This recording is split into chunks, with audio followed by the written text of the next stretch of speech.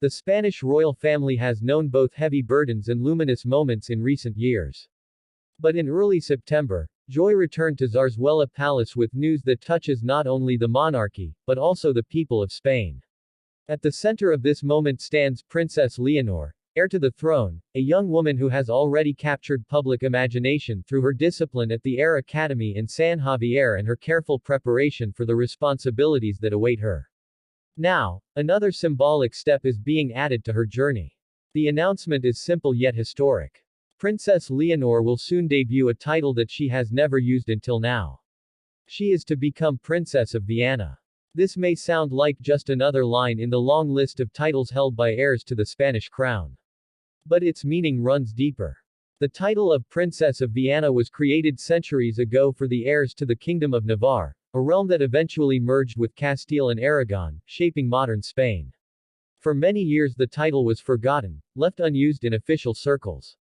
It was only in 1998 that the City Council of Viana reminded the world of its existence, and then Prince Felipe, now King Felipe VI, revived it during his visits to the region. For Leonor, taking on this title is more than ceremony. It is a recognition of unity, of historical continuity, and of the bond between the monarchy and the people of Navarre. Diario de Navarra called it a symbol of respect for tradition. The people of Navarre seem to agree. Anticipation has grown steadily since the news broke. Her first official visit to the region is scheduled for the end of September. Between the 27th and the 29th, Leonor will travel with her parents, Felipe and Letizia, to key places in Navarre, the capital city of Pamplona, the historic town of Tudela, the monastery of Lair, and of course, the municipality of Viana itself. The royal family's arrival will mark a return to a place they last visited in 2014, when Leonor was still a girl watching her parents shoulder the weight of tradition. Now she returns as the heir, ready to carry that tradition herself. The timing could not be more symbolic. This new responsibility coincides with Leonor's 20th birthday, which she will celebrate in October. That same month she will once again preside over the Princess of Asturias Awards, a ceremony that honors achievements in science, culture, and human rights. These events together form a portrait of a young woman stepping gradually, but firmly, into her destiny. And yet, there is a contrast that fascinates observers. While Leonor is preparing for grand official moments, she spends most of her days in the austere rhythm of military training. At the Air and Space Academy of San Javier, she wears a pilot's uniform, not a crown. She studies navigation charts, climbs into cockpits, and faces the same demanding schedule as any other cadet. Reports have suggested that she has even had to battle fear of flying, a challenge that could unsettle any young trainee. To support her, the military has placed her under the guidance of Spain's first female Eurofighter pilot, a mentor who represents both expertise and inspiration. It is this duality that defines her life today. One week, she is practicing maneuvers high above the Mediterranean. The next, she is preparing to stand in Navarre as the Princess of Viana, reviving a medieval tradition with her presence. Between those two worlds, discipline and ceremony, she is building the foundation for her future reign.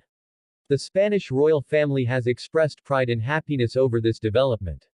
For King Felipe, it must be a poignant echo of his own youth, when he too carried the title of Viana.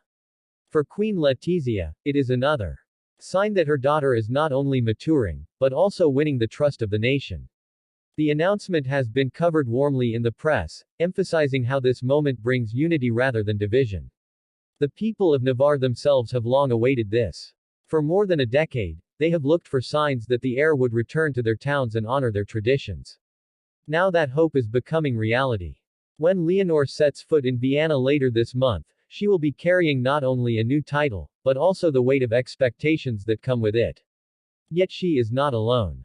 Her parents will be by her side, guiding and supporting her, just as they did when she first gave public speeches or attended her early official ceremonies. Observers note that the reactivation of this title reflects a broader strategy. The Spanish monarchy is carefully weaving the heir into the fabric of national history, ensuring that she is seen not only as the daughter of a king, but also as a figure tied to regions, traditions, and communities across the country. By reviving a forgotten title, they are showing that the crown can both respect history and renew it. It is also a gesture toward the future. Leonor will be the first queen regnant of Spain since Isabella II in the 19th century. In that sense, every step she takes, every title she assumes, carries a special symbolic resonance.